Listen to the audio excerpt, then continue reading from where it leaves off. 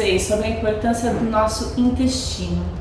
O nosso intestino é um dos maiores órgãos do nosso corpo e, assim como a nossa pele, ele tem uma função de proteção, de barreira entre o meio externo e o meio interno, que é dentro do nosso corpo.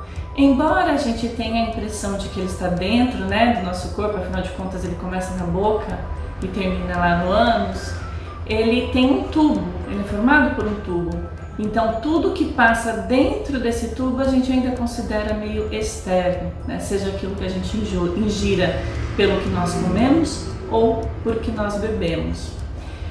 Dentro dessa comparação ainda, a célula da pele ela é unida entre uma e outra por uma substância chamada queratina, que faz a função de cimento, para vedar essa célula, para que não tenha passagem de substâncias do meio externo para o meio interno.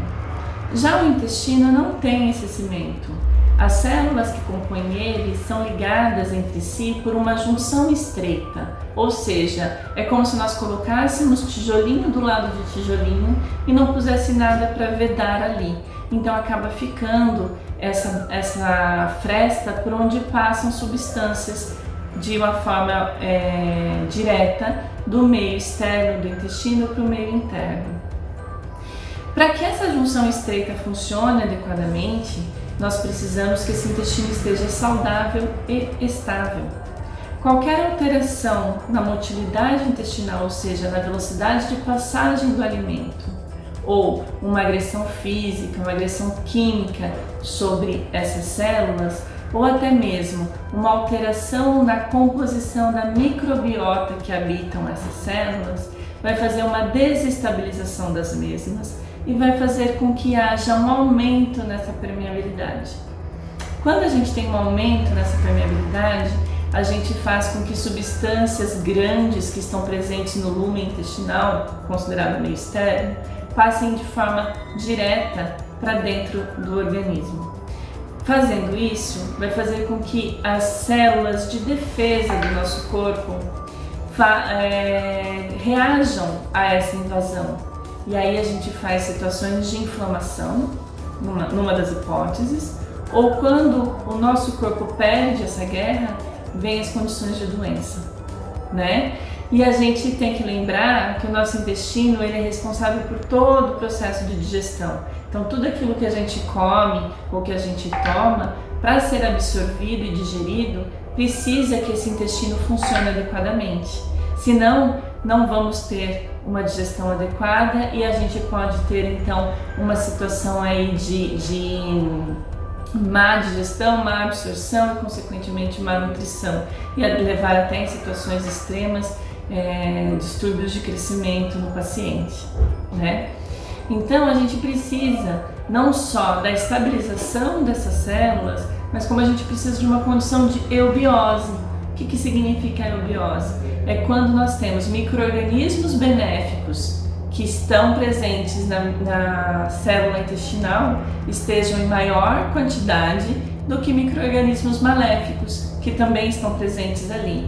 Um exemplo de micro-organismos maléficos que estão presentes na flora intestinal, na microbiota intestinal, são as salmonelas, as Escherichia coli, o Clostridium. São micro-organismos naturais do intestino, mas que têm um alto poder, um alto potencial patogênico. Quando a gente tem em maior quantidade os micro-organismos benéficos, entre eles nós temos ali os lactobacilos, nós temos toda essa estrutura bem estabilizada. Esses micro-organismos também são responsáveis pela formação do muco que fica sobre as células intestinais, e ele também é responsável pela regulação da resposta imunológica das células de defesa que existem logo abaixo dessas camadas de célula do intestino, E aí a gente pensa que para a gente manter essa microbiota estável, a gente tem que mexer só com a alimentação ou introdução de suplementos, E eu diria para você, não, a gente tem que pensar também como essa microbiota formou, Se a gente tiver uma microbiota bem formada, a gente tem um indivíduo que vai ter uma maior saúde intestinal ao longo da vida. Se nós temos uma microbiota que não foi bem formada lá no início, nós temos um indivíduo que vai apresentar problemas de digestão, de desbiose, que é o desbalanceamento desses micro-organismos benéficos e maléficos. Nós vamos ter indivíduos que têm maior predisposição a alergias. E aí eu vou explicar para vocês por que e como, tá? Quais são os fatores que influenciam a formação dessa microbiota? Primeiro, como é que esse bebezinho nasceu? Ele nasceu de parto normal ou ele nasceu de cesárea? Tem um trabalho em seres humanos que falam assim: bebezinhos que nascem de parto normal têm uma maior colonização por lactobacilos, que são as bactérias presentes no trato reprodutivo da mãe. No entanto, bebezinhos que nasceram de cesárea têm como principal colonização do intestino estafilococcus, que são as bactérias presentes na pele da mãe. Não preciso dizer nada para vocês de que bactéria de pele não deveria estar no intestino. Consequentemente, esses bebezinhos que nasceram de cesárea, eles têm uma maior quantidade de estafilococcus no intestino, consequentemente, eles têm maior carga de micro-organismos patogênicos ou maléficos em seu intestino. Então, eles naturalmente, desde que nasceram, já têm uma maior predisposição à desbiose. Em cães, nas mulheres existe outro estudo que diz que começa a haver colonização do bebezinho por bactérias do intestino já na placenta, né? Já durante a vida uterina. Em cães, o tipo de placenta é diferente. Os cães eles têm mais barreiras de proteção entre a mãe e o feto do que no ser humano. Então, teoricamente, até que se prove o contrário, né? Não tem nenhum trabalho dizendo isso ainda, esses animaizinhos nascem mais estéreis do que os bebezinhos humanos. Mas a analogia é verdadeira quando a gente pensa na contaminação desse bebezinho pelo parto normal. Uma vez que rompe a placenta, que esse bebezinho começa a ser expulso pelo parto normal, ele passa por todo o trato reprodutivo da mãezinha. Consequentemente, ele vai ser colonizado no momento do nascimento pelos micro-organismos presentes no trato reprodutivo da mãezinha. Quando esse bebezinho nasce por cesárea, dentro de um centro cirúrgico, ele é rompido artificialmente essa placenta e aí ele vai ser colonizado por aquilo que ele encontrar, porque ele está estéril, ele não tem micro-organismo. E aí, tanto os estafilococcus presentes na pele da mãezinha como da mão do veterinário, muitas vezes está de luva, mas acaba tendo uma contaminação ambiental ali da pele do veterinário que está manipulando, ou das bactérias que estão presentes no centro cirúrgico, que muitas vezes podem ser até bactérias multiresistentes, que está sendo colonizado ali esse intestino. Então a gente sabe que é um paciente que tem uma maior predisposição a apresentar problemas de desbiose, de absorção, de problemas de saúde no futuro. Um outro fator que vai influenciar é o quanto e como e quando esse bebezinho começa a mamar. Se ele conseguir, logo nas primeiras horas de vida, começar a mamar colostro, e quanto mais colostro ele mamar, ou seja, o leitinho da própria mãe dele, mais saudável para ele é. Porque nas primeiras horas de vida, o intestino está mais permeável.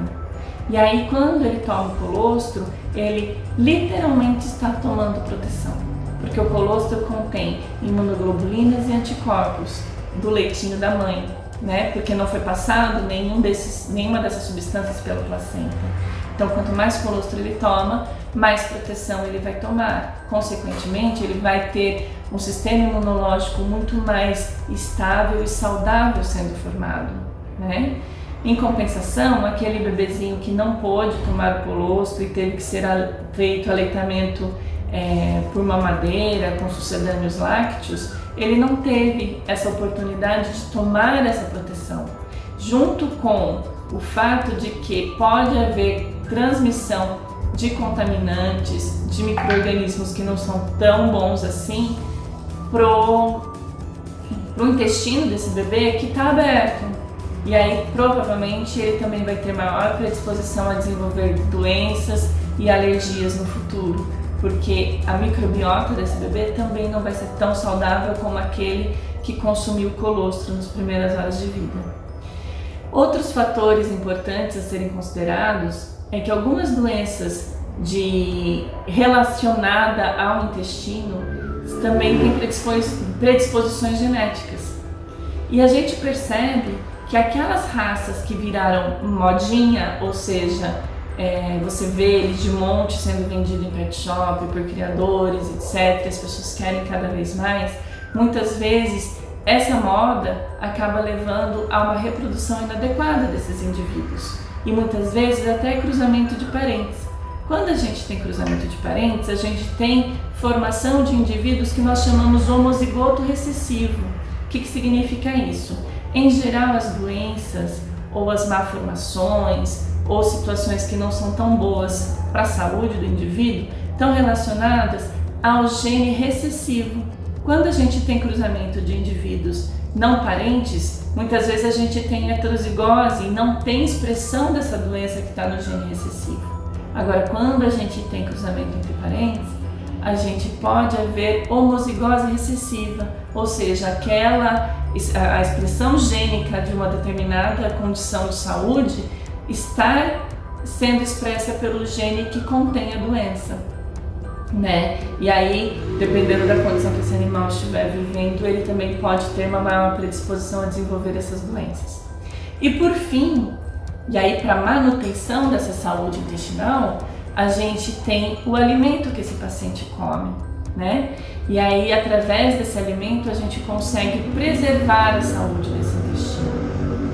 Então, quando a gente oferece, por exemplo, alimentos com alta quantidade de amido de alta digestibilidade ou proteína de baixa digestibilidade, a gente faz com que haja muita fermentação no intestino e fermentação por micro-organismos que não são benéficos. Quando esses micro-organismos fermentam, a gente tem morte de micro-organismos benéficos e aumento nos maléficos. Então a gente piora essa condição de desbiose. Agora, quando a gente oferece para esse animalzinho um alimento com uma alta quantidade de fibra solúvel, carboidrato de digestão lenta e proteína de alta digestibilidade, não sobra muito resíduo não digerido dentro do intestino grosso, que é onde contém a maior parte desses micro-organismos. Consequentemente, a gente tem a nutrição dos micro-organismos benéficos, que ao fermentar, eles baixam o pH do meio, matando micro-organismos maléficos e melhorando a condição de eubiose. Outra forma que a gente tem de fazer isso é fornecer as fibras solúveis, né? Então, fornecer inulina, fornecer o MOS, fornecer o FOS, o beta-glucano, que tudo isso serve como alimento para esses micro-organismos benéficos. E qual o problema, Júlia, de eu ter que me preocupar com essa situação de eubiose, desbiose e saúde do intestino? Bom, primeiro, o intestino é responsável pela absorção de tudo que a gente come, né? Como eu falei, se a gente tiver esse intestino funcionando inadequado, eu tenho uma passagem desse alimento mais rápido pelo intestino, consequentemente eu tenho uma diarreia. Quando passo esse alimento rápido, eu não tenho absorção e digestão adequada dos nutrientes. Consequentemente, eu não tenho uma absorção adequada dos nutrientes, eu tenho um problema de crescimento e desenvolvimento, podendo levar até a transtornos de crescimento para filhotes, por exemplo. Ou uma doença de insuficiência pancreática exócrina, eu simplesmente não absorvo nada e esse animalzinho começa a entrar numa condição de inanição. Um outro problema que acontece é que se eu tenho muita formação de gases, muita fermentação, eu vou ter diarreia. E aí, com a diarreia, eu também tenho desidratação desse paciente. E aí também, como eu falei, desestabiliza ali as junções estreitas do intestino, fazendo com que haja uma maior abertura da permeabilidade, né? Então aumente a permeabilidade do intestino, fazendo com que eu possa ter inclusive reações inflamatórias intestinais locais devido à sensibilidade às substâncias que tem ali. Então, é extremamente importante a gente cuidar do intestino. Ainda existe uma relação entre o intestino e todas as mucosas do nosso corpo. Então, por exemplo, pacientes que têm atopia, que é uma condição de alergia na pele importante, se ele tiver uma maior permeabilidade intestinal, ele vai ter passagem de micro-organismos que vão ativar o sistema imunológico desse paciente e ele vai apresentar vermelhidão e prurido pelo que ele comeu. Ele também pode começar a apresentar hipersensibilidade alimentar, ou seja, desenvolver alergia àquilo que ele come. E aí é péssimo, porque daí aquilo que dá alergia no cãozinho está sendo ingerido todo dia pela sua alimentação. Uma outra condição também é a estabilidade mental desse paciente. Existem trabalhos mostrando que vários neurotransmissores para a função adequada do cérebro são formados no intestino pela fermentação microbiana. Inclusive a serotonina é produzida lá, né? Então a serotonina, para quem não conhece, é um hormônio responsável, é um neurotransmissor responsável pela sensação de prazer e saciedade. Então pessoas que, por exemplo, têm intestino preso, em geral elas têm menor produção de serotonina e acabam se tornando mais irritadiças, mais nervosas, menos satisfeitas e até mesmo podendo entrar em depressão pela falta de serotonina. Existe uma máxima que fala que nós somos aquilo que a gente come. E ontem eu ouvi uma outra que eu achei perfeita. Não só a gente é o que a gente come, mas a gente também é produto da fermentação dos micro-organismos do nosso intestino. Gostou do conteúdo? Espero que sim. Se você gostou, meu nome é Júlia, eu sou médica veterinária, sou mestre em ciência animal, especializada em nutrologia clínica de cães e gatos, tenho 16 anos de atuação em nutrição de não ruminantes e há 4 atuo exclusivamente com cães e gatos. Se você gostou do conteúdo, então ativa o sininho para você receber nossos conteúdos e compartilha com seus amigos. Obrigada, boa semana!